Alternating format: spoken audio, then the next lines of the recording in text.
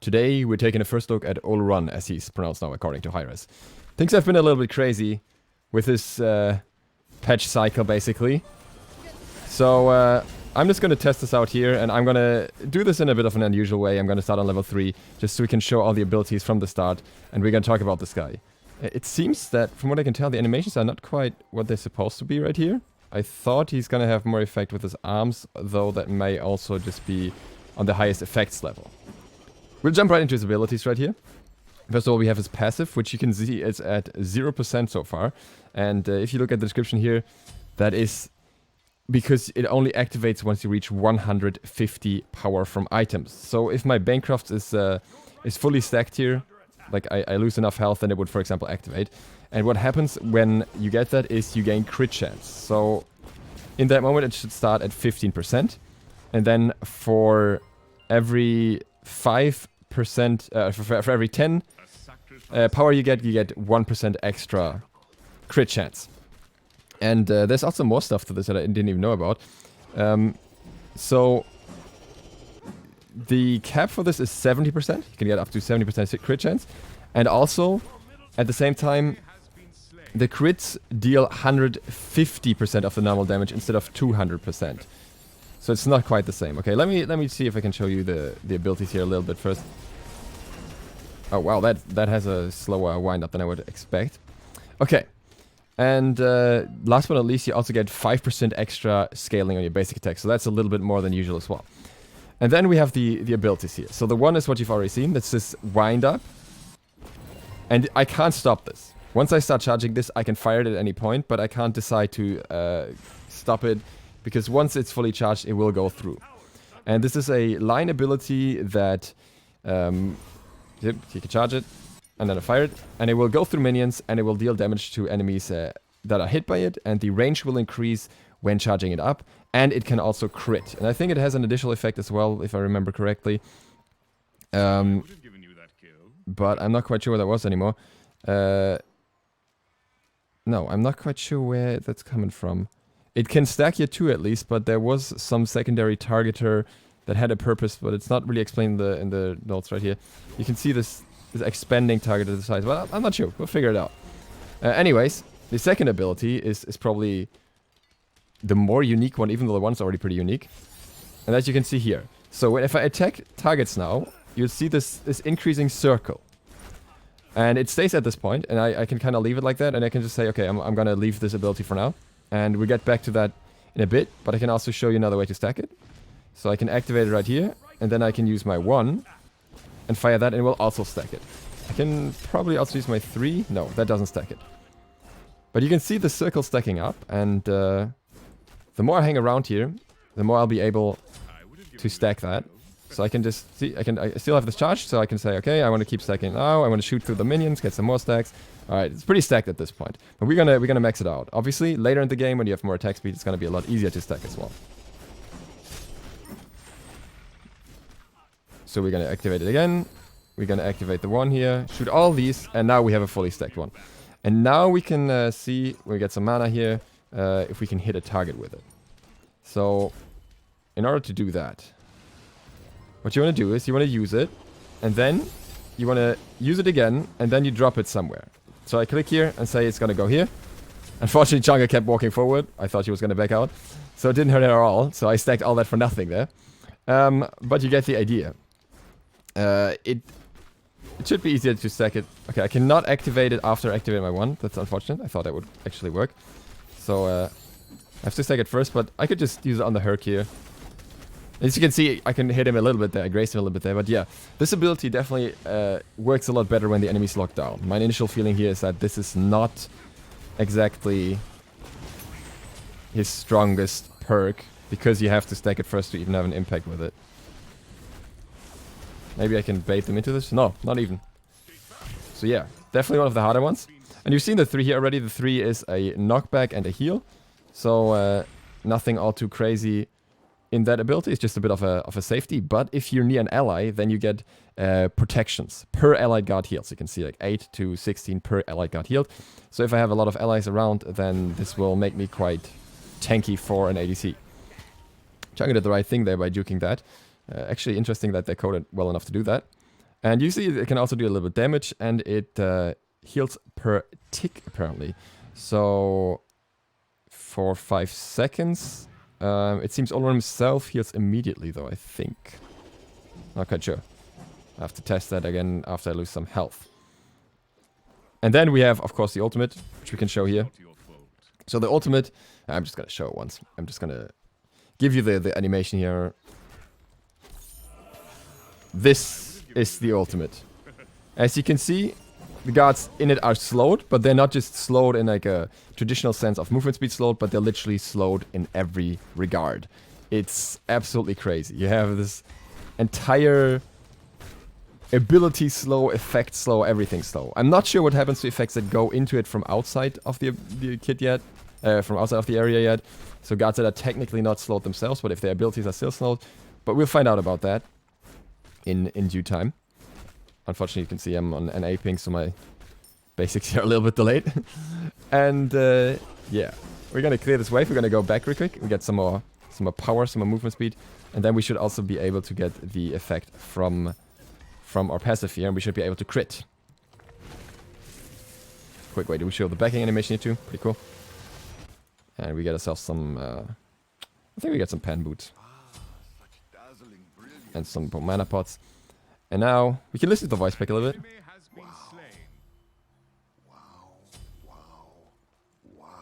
My absolute favorite.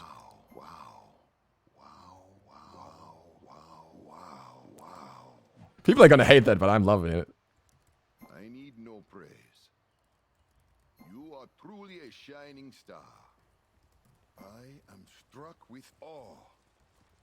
You all scramble around, filled with malice and envy. Do not call yourselves gods. Retreat! Attack! So yeah, that's that. Quite beautiful in my opinion. It's a bit unfortunate, of course, for him when an enemy decides to counterplay his one by body blocking it. But at the same time, they would take a lot of damage. That, what you can see there, this glowing thing, that's the crit. Alright, the range of the one here is not too bad. I think it feels relatively fluid to hit, even on NA ping, so that's a big plus. And we can also see the passive now with the crit chance, so you know that's a thing. And can probably unleash our full combo here soon. Of course, as an ADC, his early game is not where he's supposed to be strongest. He really scales up once you get some more power. Now, I should have activated the 2 here again. Gotta get in the habit of that. That definitely buffs you a lot when you do that. And it gives you these extra stacks. I want to see what you get actually from leveling the ultimate. Okay, cooldown reduction on the ability. The slow has something where it says it scales with power at the moment on the patch notes, but here it doesn't have that. So I'm assuming that they took that out and that was just a bug, and that's probably for the best. I'm not quite sure if you actually want to level the ult or if it's more of a safety thing most of the time. That's up to you, I guess. And up to your playstyle. I'm gonna try and get some stacks here. Okay, and now I can probably kill the Chungar. So if I use the 2 now, it might be a lot easier to confirm. Unfortunately, it just went off in the wrong time there. Oh, there you go. There we got the full 2 on them. Well, the full 2. Most of the 2. So even with your kit, you can't really get the full 2, it seems. What you could do, of course, to do that is get Gem of Isolation and then use your 1 in order to get some extra slow on them beforehand, and then you would be able to get more impact out of the 2. But yeah, I gotta say, so far he doesn't feel overwhelming, but he's got a bit of a Merlin syndrome to me, where when the... Well, Merlin is generally overwhelming, of course, but when the enemy is locked down, then he seems to have a ton of impact. Oh, threw like right between them. So we'll have to see how that works. Of course, I didn't go for a starter here, so my mana is a bit of an issue. I just wanted to get Bancroft right away because I think Bancroft is going to be a fantastic item on him in literally any regard. We can get that here. I kind of like how you can just casually stack the 2. Like, you know, I just fighting a little bit here and like, okay, I can just activate my 2 and stack it that way. But at the same time, of course, that'll also eat up a lot of mana. See if we can help Gwen here. We can. And we have a lot of gold as well, again, so I'm gonna see if I can go back soon. What would be very interesting about the 2 is to see how the impact on Sphere of the Magus is. If you could apply that, but at the same time, it's not really worth it on him because you're not gonna work that way around, essentially. So what's gonna happen most of the time is that you actually just look into to get, I think, Demonic Grip probably on him. Because extra attack speed makes it so much easier to stack the 2 as well, and the 2 is still a very essential part of his damage, I think. I am actually not sure if the 2 is going to be impactful enough yet, but we'll have to see with the rest of the kit how everything works, and then we can judge that. So I think his damage power mix here is probably what you want to go for. And I'm considering to just go Gem of Ice, but at the same time you already have the ultimate. But it would be interesting to see how that feels together, if they slowed in that area. He could also, of course, go for a more stacking-focused item. Even so, Reaver, I think, is a good item on him. I could also imagine Typhons being okay, just because Bancroft is so strong. So he could have a lot of sustain that way. And you might also need some safety nets at some point. Or you could, of course, just go Wolf Tahuti for maximum power. And that way you get more out of the crit passive. You want to have a lot of power with him either way. So what you could also consider strongly, I think, is an item like Telekine's Ring. It has decent power of its own, but it also benefits from you generally having a lot of power. So it kind of works together with everything else. Oh, I don't even need that here. Alright, let's see if we can ult the Medusa here, and yes. Oh, she's actually still doing decently, but yeah, you can see the combo there of the 2 and 1.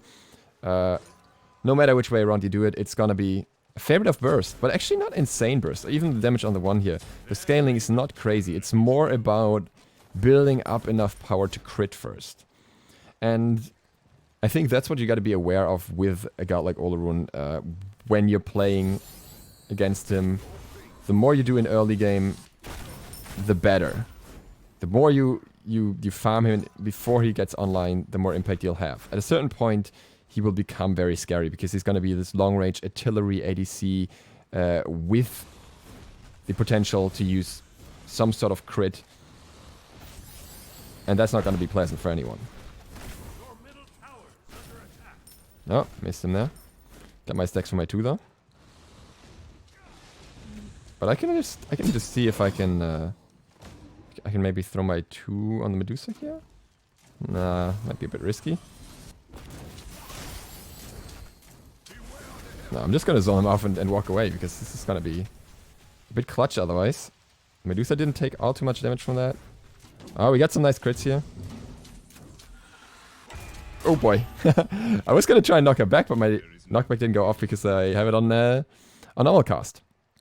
So I'm actually gonna put everything on instacast here.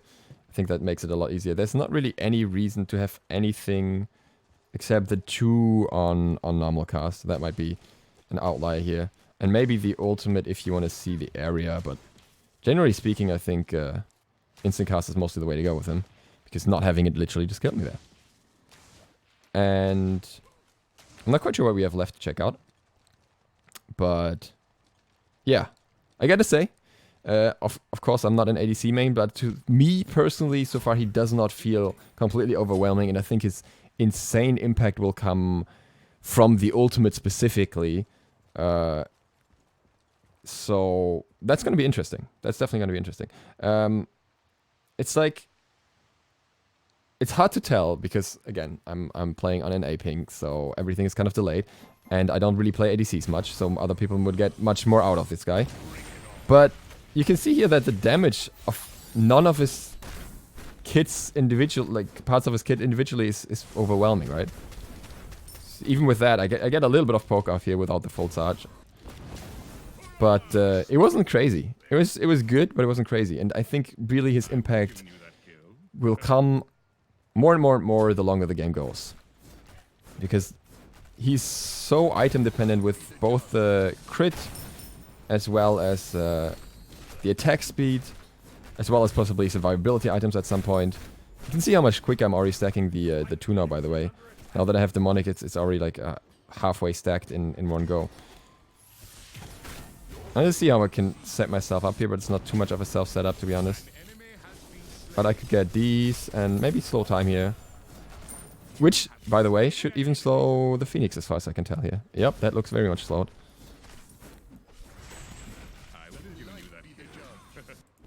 By the way, I keep charging this, but I don't actually have to, because this doesn't increase in damage with charging it.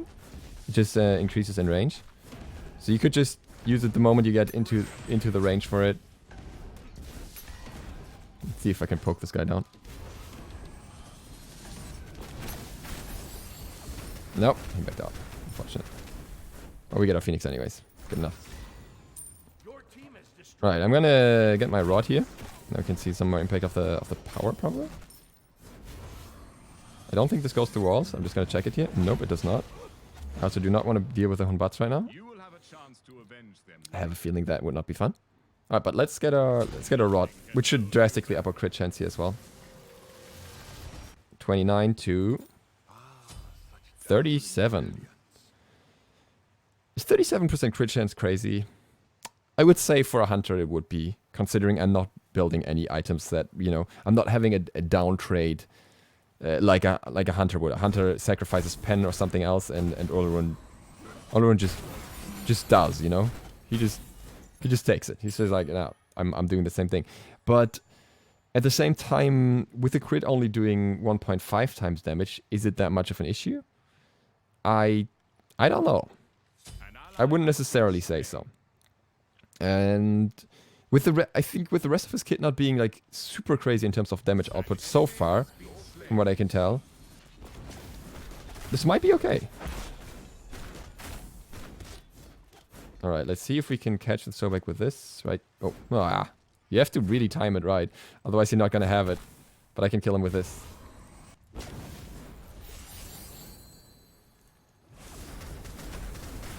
This feels weird. It feels a bit too delayed to me. Considering that you already have to have... you already have to stack this up, right? This is already more challenging to get to this point than normal abilities. Considering that... I'm gonna run from this Medusa. Oh, she's gonna kill me again. She even killed me through the ult. I thought if I slow her down in the ult, then I should be fine. And then I set myself up for failure. I literally killed myself by slowing down her ultimate, I think. Wait, no, she's CC immune on that. Never mind. Felt like it, but I guess not. But yeah, interesting god.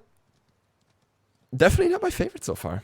I think he's cool. I think he's very unique design-wise. And I think there will be people that will have a lot of fun with him, that will do very well with him. I like more straightforward gods, I think.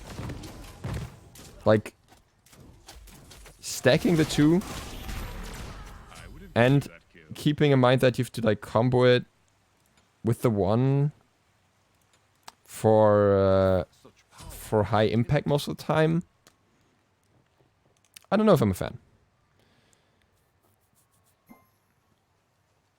And the 3 feels like it's very team dependent, which of course I can't really test either. So this is very not representing the whole how this could feel. Alright, can I catch up to her? No. Can this reach her? Nope, not at all. So once you run from him, he really has to hope that that you don't run too fast. Can I use an initial shot just like that? Let's see. Trying to, but can't reach her. But I can reach her with this. There we go. Even got a crit.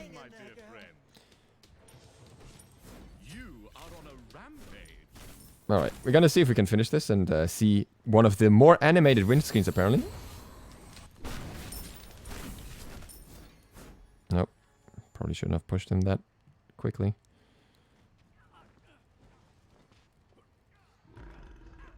Let's just move around this.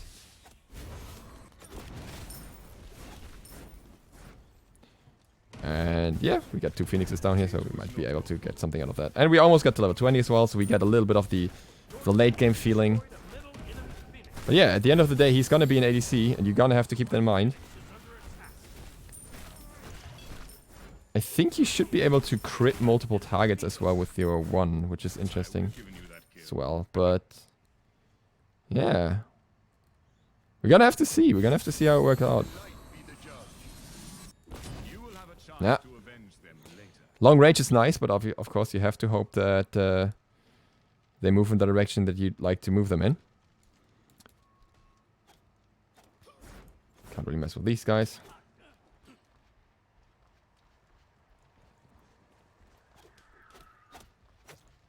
And hey, maybe we can get something here.